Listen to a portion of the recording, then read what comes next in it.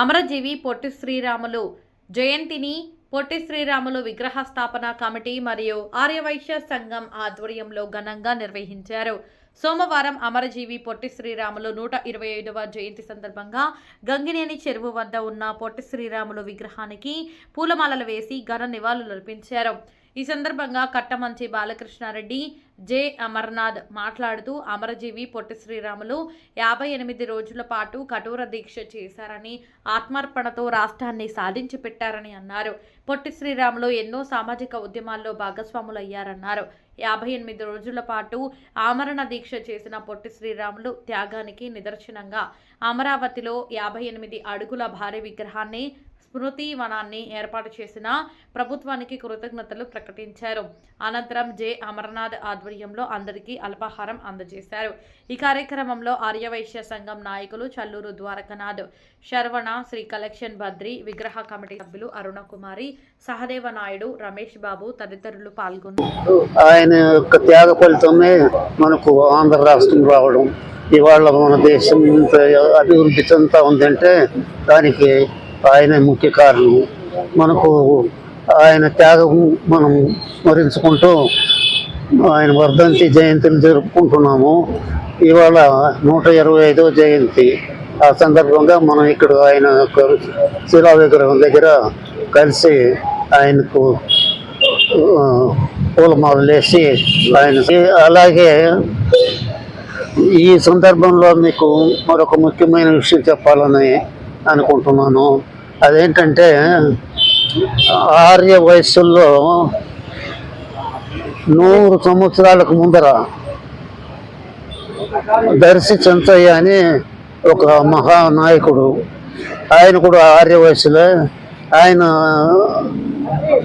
ఆ రోజుల్లోనే అమెరికాకి వెళ్ళి అక్కడ గదర్ మూమెంట్లో ఫౌండర్ మెంబర్గా ఉండి అక్కడ కూడా భారతదేశానికి స్వాతంత్రం కోసం పోరాడాడు. అక్కడ జైలుకి వెళ్ళాడు.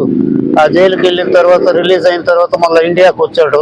ఇండియాకు వచ్చి చెన్నైలో ఆయన అనేక కార్యక్రమాలు చేశాడు. అనేక దళితులకు చాలా మందికి అసోసియేషన్ ఏర్పాటు చేసి వారికంతా కూడా ఆయన ట్రామ్ వర్కర్స్, మున్సిపల్ పారిశుద్ధ్య వర్కర్స్, వీళ్ళందరికీ బీడీ కార్మికులకు వీళ్ళకంతా ఎంతో సహాయం చేశాడు. ఆయన కూడా చాలా గొప్ప మనిషి, గొప్ప విప్లవకారుడు. ఆయన మనం తెలుసుకోవాలా. రాష్ట్రం కోసం మద్రాసు ప్రెసిడెన్సీలో ఉన్న తెలుగు మాట్లాడే తెలుగు ప్రజలందరి కోసం ఒక రాష్ట్రం ఉండాలి అని ఆయన నిరాహార దీక్ష చేశారు. 58 రోజుల పాటు నిరాహార దీక్ష చేసి 1952 డిసెంబర్ 15న ఆయన ప్రాణాలు వదిలారు. అంటే ఆయన పుట్టి 125 సంవత్సరాలైంది. ఆయన చనిపోయి 74 సంవత్సరాలైంది. అయినా కూడా ఈ రోజుకి ఆయన జయంతిని, వర్ధంతిని జరుపుకుంటున్నాము అంటే ఆయన చేసిన ప్రాణ త్యాగం. ఆ త్యాగం వల్లనే ఏ మనిషికైనా కూడా చరిత్రలో తనకంటూ ఒక పేజీని సృష్టించుకోగలరు. అటువంటి పేజీని తన త్యాగంతో, తన ప్రాణ త్యాగంతో, తన జీవిత త్యాగంతో ఒక పేజీని సృష్టించుకున్న అమరజీవి పొట్టి శ్రీరాములు గారిని మనం స్మరించుకోవడం తెలుగు వారందరి కూడా ప్రథమ కర్తవ్యంగా, బాధ్యతగా నేను భావిస్తున్నాను.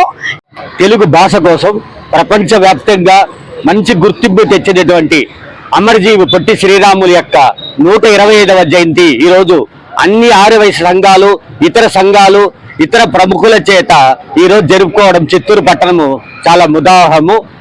ఈ సందర్భంగా మనకు అమరావతిలో కూడా మన గౌరవ ముఖ్యమంత్రి శ్రీ చంద్రబాబు నాయుడు గారు పొట్టి శ్రీరాములు యొక్క కాంస్య విగ్రహాన్ని ఈరోజు 11 గంటలకు ఆవిష్కరిస్తున్నారు. ఇది నిజంగా తెలుగు వారికి, తర్వాత ఆర్యవైశ్యులకు చాలా గర్వకారణము. అదేవిధంగా ఈరోజు మరొక విషయం ఏమిటంటే తెలుగు భాషను ప్రాథమిక స్థాయిలో ఖచ్చితంగా అమలు చేయాలనేసి మన ప్రభుత్వం నిర్ణయించింది. ఇది కూడా నిజంగా చాలా గర్వకారణం. ఎందుకంటే ఆయన యొక్క జయంతి రోజే తెలుగు భాష కోసము గొప్ప ప్రారంభం చేసి ఖచ్చితంగా ఇంగ్లీష్ మీడియం కాకుండా తెలుగు మీడియం కూడా ప్రాథమిక స్థాయిలో ఉండాలని చెప్పడము నిజంగా ప్రభుత్వానికి, చంద్రబాబు నాయుడు గారికి అందరి తరపున ధన్యవాదాలు, కృతజ్ఞతలు.